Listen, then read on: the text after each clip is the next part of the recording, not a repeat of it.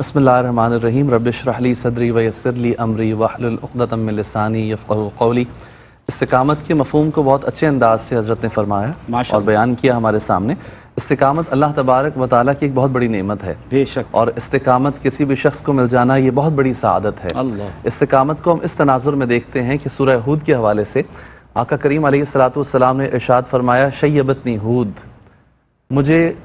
سورہ ہود نے کمزور کر دیا، مجھے سورہ ہود نے ضعیف کر دیا۔ نبی کریم صلی اللہ تعالیٰ علیہ وسلم کی اس مبارک حدیث کی تشریح میں مفسرین نے لکھا ہے کہ سورہ ہود کے جب مضامین پر غور کیا جاتا ہے تو سورہ ہود میں اللہ تبارک و تعالیٰ نے قوم عاد کے حالات کو بیان کیا، قوم سمود کے حالات کو بیان کیا، انبیاء کرام کی تکالیف کو بیان کیا، انبیاء کرام کی دین کے لیے قربانیوں کو بیان کیا۔ انبیاء کی استقامت کو بیان کرنے کے بعد اللہ رب العزت نے فرمایا، فَاسْتَقِمْ كَمَا أُمِرْتَ،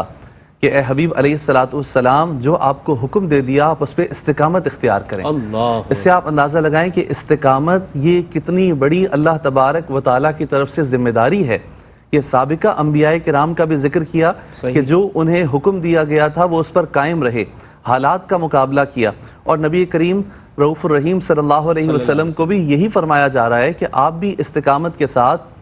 اللہ تبارک و تعالیٰ کے دین کے ساتھ کھڑے رہیں، کیونکہ آپ کو دیکھتے ہوئے صحابہ کرام علیہم رضوان انہوں نے بھی اس کا مظاہرہ کرنا ہے، اس لیے آپ کی ذات کے اندر استقامت موجود ہوگی تو صحابہ کرام علیہم رضوان آپ سے تربیت حاصل کریں گے، آپ سے تعلیم لیں گے۔ اور نبی کریم صلی اللہ تعالیٰ علیہ وسلم نے چاہے مکہ مکرمہ میں آپ کے لیے کتنی ہی آزمائشیں کیوں نہ کھڑی کر دی گئیں کہ روحانی طور پر، جسمانی طور پر، اولاد کے حوالے سے مختلف انداز سے آپ کو تکالیف دی گئیں، حضور علیہ السلام کو روحانی طور پر اور جسمانی طور پر ستایا گیا، اس کے باوجود نبی کریم صلی اللہ تعالیٰ علیہ وسلم نے ان باتوں کی قطعاً پرواہ نہیں کی، یہاں تک کہ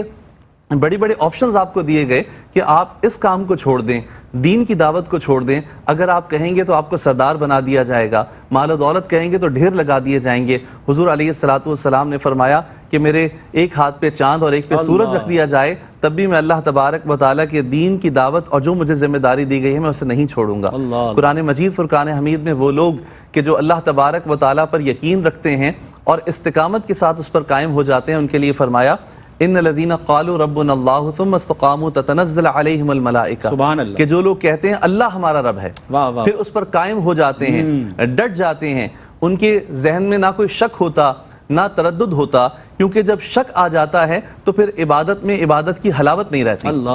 پھر سجدوں میں سرور نہیں رہتا، پھر اعمال میں کیفیت نہیں رہتی۔ تو جن لوگوں کو اللہ تبارک و تعالیٰ نے یقین کی دولت دی ہے تو یہ یقین انہیں استقامت کی دولت عطا فرماتا ہے، یہ یقین استقامت کی طرف لے جاتا ہے، اور پھر اللہ تبارک و تعالیٰ آسمان سے فرشتوں کو نازل فرماتا ہے، ان پہ سکینت اترتی ہے، اور اللہ تبارک و تعالیٰ انہیں دنیا میں دوسرے لوگوں کے لیے مثال بنا دیتا ہے، جیسے کہ حضرات صحابہ کرام علیہم رضوان کا عمل ہمارے سامنے ہے کہ کتنی آزمائشیں دی گئیں، ان کے سامنے کتنی مصیبتوں کے پہاڑ آئے، لیکن وہ استقامت کے ساتھ اللہ تبارک و تعالیٰ کے دین کے ساتھ قائم رہے۔ حالانکہ ایک رعایت کا پہلو بھی ان کے سامنے تھا کہ وہ زبان سے وہ بات کہہ دیتے جو ان سے کہلوائی جا رہی تھی، اور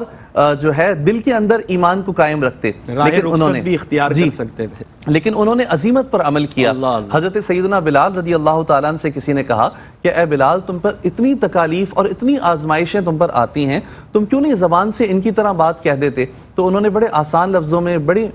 پیارے انداز سے بات سمجھائی کہ تم نے کبھی مٹی کے برتن بنانے والے کمہار کو دیکھا ہے؟ جب وہ مٹی کے برتن بناتا ہے تو ہر طرف سے اسے جانچتا ہے، چیک کرتا ہے، یا یوں کہیں ٹھوک بجا کر دیکھ لیتا ہے کہیں ایسا نہ ہو کہ خریدار جب لے کر جائے اس سے پانی رستا ہو، وہ آ کر میرے سر پہ دے مارے۔ تو اس لیے میں نے اس سے یہ سیکھا ہے کہ اللہ تبارک و تعالیٰ بلال کے ایمان کا امتحان لے رہا ہے، اور وہ ایمان کے جس لیول پر استقامت کے ساتھ کھڑا رہے گا اسے اتنا ہی اجر ملے گا۔ یہی وہ بلال ہیں کہ جنہیں حضور علیہ السلام نے اذان دینے کا حکم دیا، اور جب معراج پر چلے گئے، حضور صاحب معراج پہ تشریف لے کر گئے تو وہاں قدموں کی آہٹ کی آواز سنی، فرشتوں سے پوچھا یہ کون ہے؟ فرشتوں نے عرض کیا کہ یہ بلال ہیں، زمین پر چلتے ہیں، ہم یہاں پر ان کی آواز سنتے ہیں اور فخر محسوس کرتے ہیں۔